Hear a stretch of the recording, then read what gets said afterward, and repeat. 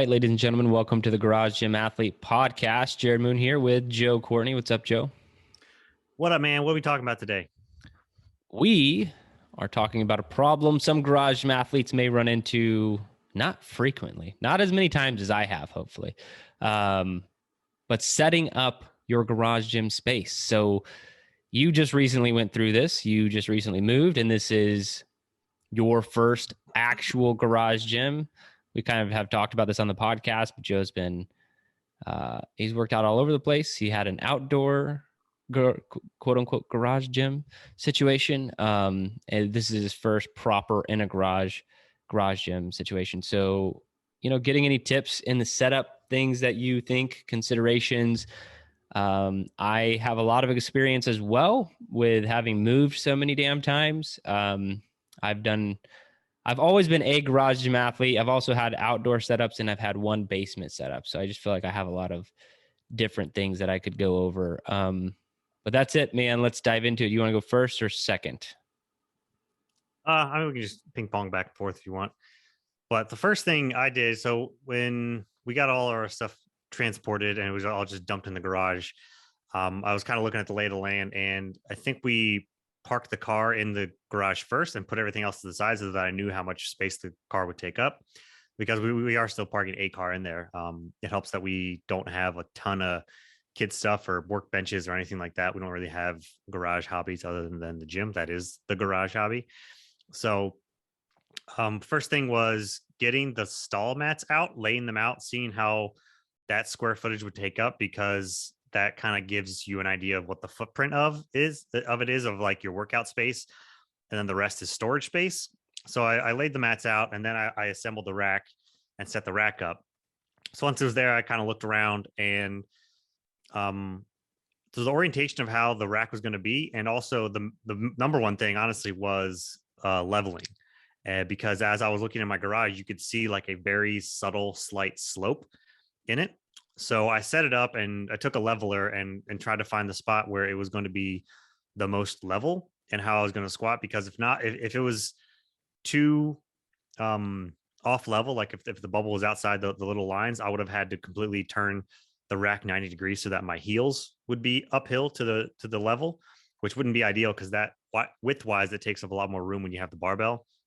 But luckily it was fine. So leveling the rack out was number one. And it was funny when I posted to the group, I think a couple of people weren't sure. A couple of the other coaches weren't sure how their level was. So they went out and did theirs. So that was the first one. And then also because of my height and like pressing and stuff, I had to scoot it over a little bit, because the garage door, I always work out with the door open, because I just need to have open to the air. I like that. And the height of the garage door, I had to make sure I wasn't gonna hit it with the plates as I press. So ceiling height was number two, as far as that. So that was the kind of like the starting point foundation. And then we're still tweaking a little bit here and there, but I'll pass it over to you for how you've gone about it. No, I think those are two great considerations. Like one, the garage door opening, if you have actually you can even have higher garage ceilings, but then that garage door is still at its height. I had that at my like now I just kind of have lower ceilings, but at my previous house, I think I had I don't know, it was like 12-foot massive ceilings in the garage. They were huge. But I was still limited by that garage door. So you do have to like keep that in mind for pressing and things overhead. And so that's one consideration. You don't actually have as much space as you think that you do when you are talking about either doing double unders in the garage gym or pressing overhead or something like that. Box jumps. Yeah, box jumps. I can't even do those in my current garage. Like I have to get out, go into the driveway portion. I think what you said, leveling, is also something that a lot of people should take into consideration, because I'm sure if we could do some sort of long-term study of squatting off level for, now compound that over 10 years, you might have some like lower back issues pop up, or like a problem here or there. What I've found, and so just how they build houses in general, it's always going to slope out, right? And that's so if water were to come into your garage door for whatever reason, it would run back out, right? And would drain to some degree. And that's why they do that. Almost every garage is that way. for that specific reason. You have to like really, unless you are getting it poured, you'd have to like specifically ask, like, I just want a perfectly level foundation. And that's the only way to get around that. But what I found though, is towards the back of your garage. In most cases, all the houses I've lived in is where that slope kind of ends. Like they normally do a more aggressive slope towards the garage door and then less of a slope towards that back. And so I've always positioned my squat racks as far back in the garage as I can away from the slope. And I normally do what you're talking about. Like I'll bust out a level. I have like a 3 or 4 foot level. So it's a relatively large one. And I can see how level my space is for these exact reason I was just mentioning. I don't want to do a bunch of heavy squatting over a long period of time and, not and be off centered, because I think it's a small thing, but I do think you would end up building an imbalance if you're not taking that into account. So definitely want to consider that.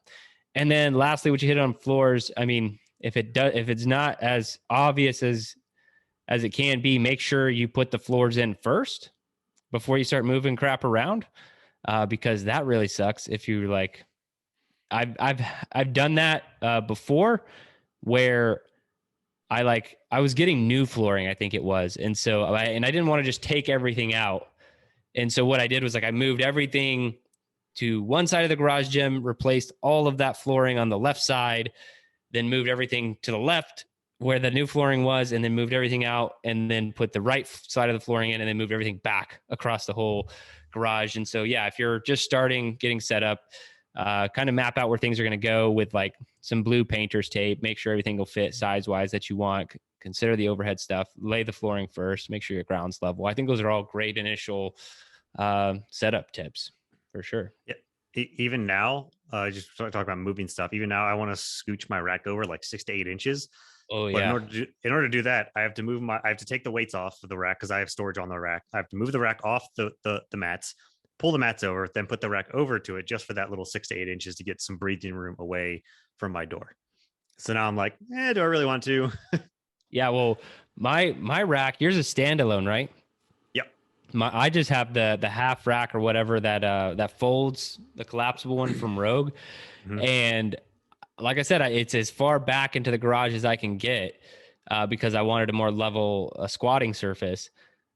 But if I leave the barbell on the rack, when I open the door and walk in my garage, I almost hit my face on that barbell every time I walk into my garage. And I just know it's going to happen one day. It's either going to happen to me or Emily. My kids aren't quite tall enough yet. Walk in there too fast and just nail our face on a barbell. And I want to move it a little bit more to the right. But that means about 16 lag screws that have to come out of the wall, move it over and do it all again. So there's no way it's going to happen. Yeah. I always also have, how I'm positioning mine. I say always. The first time, my cardio equipment is toward the door, because either because if you're on it for a while, you kind of want some sort of air, some breeze if you want, or it's just nicer than being stuck back in the corner. And now my assault bike, I guess I'll announce it here. I got the new Fringe assault bike, which is actually pretty awesome, pretty sturdy. You like and it? it has, oh yeah, the turf tires. Like it comes with big turf tires, so you can move it easily. It comes with a fan guard so that it's not blowing up into you when it's chilly. There's the monitor has a phone holder, which is whatever, it kind of rocks anyway. But it's really strong and sturdy and pretty robust. And Liz likes a little bit better too, because it's kind of built, or it's better for shorter people. So it's got a little bit of a smaller footprint than I think the Echo. I still like the Echo a lot, but it was kind of a coin toss, and those small things were actually pushing me over to Fringe, and I'm glad we went with the Fringe air bike, which obviously not a sponsor, but because of the turf tires, I've moved it out into like our little driveway thing. Our garage faces backwards, and it's one of those that it's all that's behind our house, where our garage is like where the garages are. So I'll move all it is so it's just whatever parking traffic. So I've moved the bike out into the sun to do that in the sun. Whenever we get our rower back, I'll do the same with the rower. So having the cardio equipment near the door, and also for something like the rower, it's going to be like, I'm just going to have to stand it up, but in order to use it, I'm probably going to have to pull it out anyway, because how long it is, it's not going to fit at my mapping. I still haven't really figured out where I'm going to orient it, but having that's also why I want to scooch my rack 6 to 8 inches back because I can have a little more room for the cardio equipment, but that's there. And boxes are tucked out to the side. Kettlebells just kind of fit wherever you want to put them. They were toward the back wall at one point. Now they're off into the corner. So it's just kind of the little stuff is just falls into place after the rack and the mats are down. I don't have anything else bigger. I mean, you have to figure out what your reverse hyper goes each time. So such a footprint, because it's not even like it's a massive thing, but then you have to add probably about 6 inches in front of it for when it swings, and then probably 2 feet behind it for when it swings out. So already a massive footprint, and then add 2.5 feet to that footprint, linearly. And that's like, it's a lot of space, but yeah, that one's tough. Yeah. And the last thing that I was figuring out was hanging the banners, because I have to have equidistance to hang the banners, our banners, of course. But I know a lot, we see garage gyms all the time. People have their flags and their banners. And if you care about symmetry or anything like that, then, that's just the icing on the cake. Yeah. I'm trying to think if there's anything else. I think we hit most of the considerations for when you're setting up. I think one great tool out there is, it's on Rogue's website. I think it's called the Zeus Gym Builder. Have you played with that at all? I've not. So it is an online platform. Again, Rogue is not a sponsor, just like Fringe wasn't a sponsor when Joe was mentioning him. But you can go on there and plan your garage gym. So you can be like, yeah, I have a 20 by 30 garage, and then it'll load it up in like a 3D rendering. And then you can be like, okay, I have a door here, I have a window here, squat rack here. And obviously they're only going to have their equipment in there. So that's part of why they're wanting to do it. But most of my equipment is only Rogue anyway. So it works out well for me to where I can just like actually plan. I've done it once, more for fun, to use their tool. I'd actually like already set up my garage gym, and then I tried their tool out just out of curiosity. But that's a pretty good tool if you really want to get like super detailed with what you're going to buy and the exact space and everything. Yeah. One thing that else we're going to be moving. So like my desk right now is as a high top table for it's like workbench, and I just ordered a desk. So once I move this out there, this storage is going to be, I'm going to have the plyo boxes under this workbench, and then have the like balls and maybe sandbag and something else on top of it, just for that sort of storage. So that like right now things are pretty much scattered on the floor, and a lot of it with the garage is maximizing that sort of space and storage. So any sort of lighter weight stuff or anything that you can stack vertically that you can reach to, then that would be a big help. So even just getting like a workbench or something, and a lot of times we see people do this with if you want to do DIY, do this with weight plates. They'll make just like the little inserts to stack their weight plates like that, just however the wood is, so that they fit in there kind of like a triangle, and then a shelf above for your med balls, on lighter dumbbells and kettlebells, and put the heavier ones on the bottom. And that alone, like anytime you can maximize your floor space, the next step would be, okay, let's see what else we can stack vertically, see if we can get some sturdy shells for some of these other things. And then there's like a lot of little stuff. So there's like, whether it's bands, belts, spare set of rings, clips, that little stuff, you just stack up so it's not junking up your floor, so that you have actual usable floor space instead of storage floor space. Yeah. I mean, how little, like I have very few. I mean, I have a lot of stuff, I guess, compared to some, but also not. Like, I hate things being on the floor. I hate having equipment all over the place.